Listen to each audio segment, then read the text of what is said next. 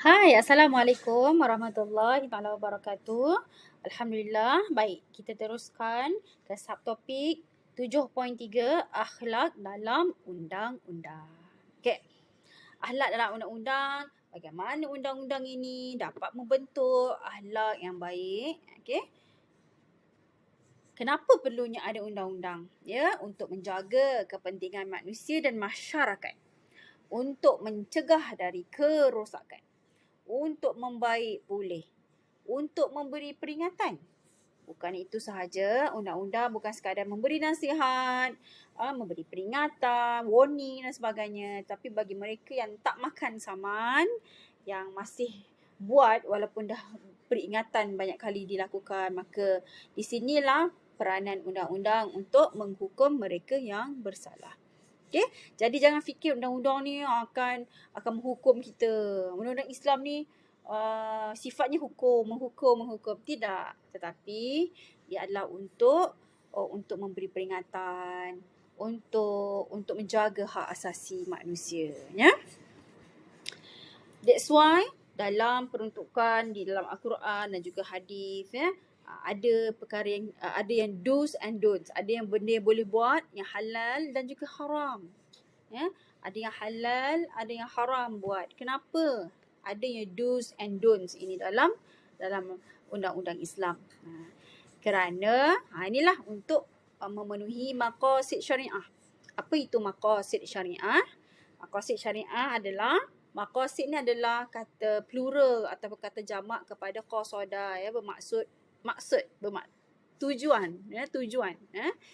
Syariah itu pula jalan life, cara kehidupan sebagai seorang Islam. Nah, sebab tu tujuan-tujuan melakukan perkara sesuai dengan ajaran Islam ada tujuan, ada matlamatnya, ada objektifnya. Sebab tu Allah kata, Allah suruh buat begini-begini, ada tujuannya. Allah haramkan buat perkara ini, ada tujuannya. Iaitu yang pertama adalah untuk memelihara agama. Okey, memelihara agama ataupun hifzuddin, ya. Ini dapat mengelakkan apa-apa yang mungkin melanggar dan memusnahkan asas-asas. Agama adalah sangat penting, ya. Apa-apa perkara kalau bertentangan dengan agama, maka harus diberi keutamaan kepada agama. Kita perlu mempertahankan negara dan kedudukan Islam sebagai agama persekutuan. So kalau ada cubaan-cubaan untuk menjatuhkan agama kita, memperlekehkan agama kita, jadinya atas maqasid syariah yang pertama ini, kita perlu bertindak untuk mempertahankan agama kita. Okay? Agama-agama lain boleh diamalkan secara aman, tetapi jangan campur tangan dalam urusan agama Islam. Seterusnya, tujuan syariah, maqasid syariah yang kedua adalah untuk memelihara agama. Setiap rakyat dijamin hak keselamatan. Setiap nyawa manusia itu sangat bermakna. Keselamatan jalan raya sangat ditekankan. Contohnya, kalau isu-isu sekarang ni ada pemandu mabuk bawa kereta, lawan arus kan, langgar orang yang tidak bersalah. Kan? Ini adalah sangat mendukacitakan berita-berita yang macam ni. Ya, orang yang mabuk memandu kereta and then bump into ataupun langgar orang yang tidak bersalah. Sedangkan Islam sangat meraihkan semua jiwa. Semua jiwa sangat berharga. Namun dikhianati oleh pemandu mabuk. Ini perlu diberi perhatian.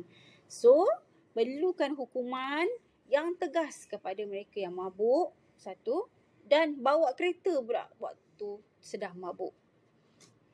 Bukankah ini menganiaya orang lain, kan? Jadi dengan ada undang-undang seperti qisas, ya, yang mana kalau kita bunuh orang, apabila seseorang itu didapati bersalah, wujud bukti yang kukuh bahawa dia telah membunuh orang, menyakiti orang lain, maka kena hukuman yang setimpal. Bunuh dibalas dengan bunuh, kecederaan dibalas dengan hukuman yang setimpal. Itu undang-undang Allah, sangat cantik. Sesuai dengan hak asasi manusia sebenarnya. Okey, seterusnya, maqasid syariah ketiga adalah untuk pelihara akal. Allah kata, jangan minum arak. Jangan minum arak. Mesti ada sebab. Kenapa Allah haramkan meminum arak? Kerana arak itu apabila mabuk, kita hilang kewarasan akal. Apabila hilang kewarasan akal, kita bawa kereta. Macam tadilah kita bawa kereta. Langgar orang tak bersalah. Kita telah memanjangkan jenayah yang telah kita lakukan. Minum arak di bawah jenayah syariah. Dan kita bawa kereta, kita langgar orang. Mati orang. Masuk di bawah jenayah civil, jenayah syariah juga.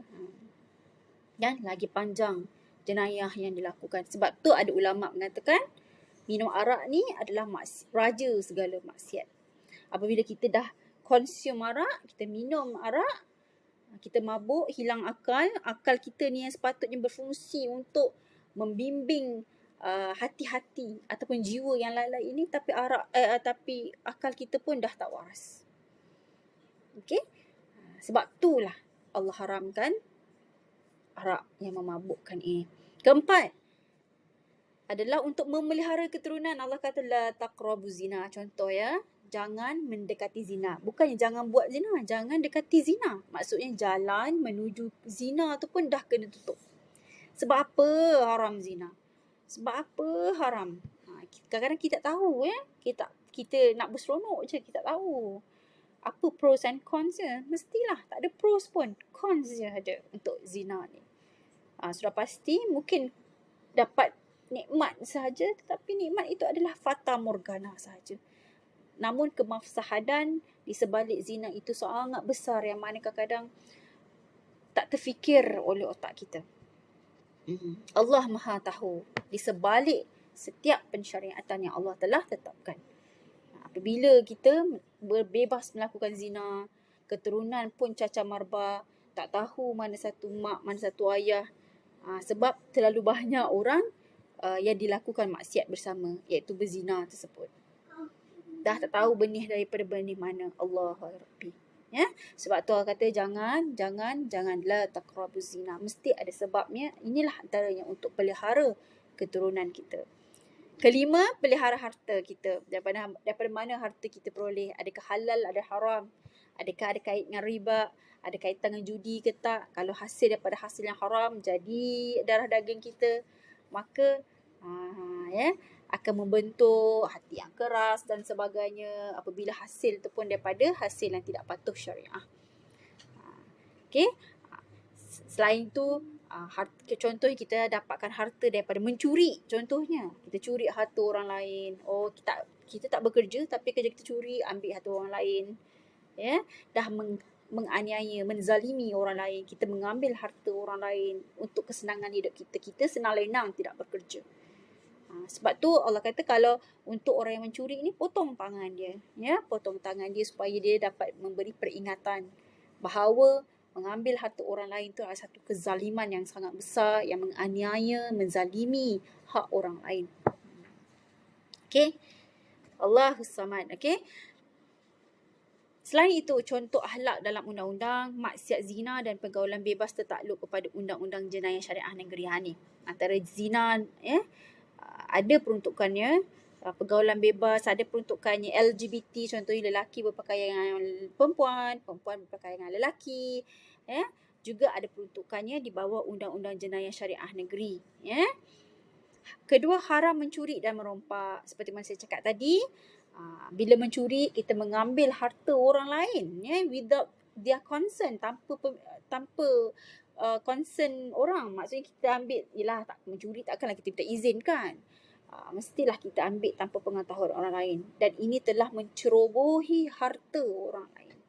Bayangkan kalau kita yang harta kita kena curi, mesti kita sangat kecewa dan hampa kan. Apatah lagi keadilan tak dapat ditegakkan, kita tak dapat balik duit kita yang telah dicuri itu. Sangat-sangat rasa terzalim kan, rasa dizalimi. Begitulah. That's why undang-undang Islam harus ditegakkan dengan sebaik mungkin. Potong tangan kalau tak buat salah, kalau tak mencapai bukti yang cukup, tak adalah akan dipotong tangan. Itu hukuman hudud. cukup bukti, bersalah, tegakkan keadilan dengan sebaik-baiknya. InsyaAllah semua peruntukan undang-undang Islam itu, undang-undang jenayah Islam, undang-undang keluarga Islam adalah untuk memenuhi hak dan asasi manusia itu sendiri. InsyaAllah undang-undang Islam itu sendiri skopnya sangat meluas, syumul, meliputi harta, meliputi hak keluarga, institusi keluarga dan pelbagai lagi hudud kan, qisas, ta'zir, semua tu. Jadinya insya-Allah dengan undang-undang ini akan dapat membentuk akhlak yang baik, kalau kita melihat perkara ini dari sudut yang positif. Wallahu a'lam bissawab.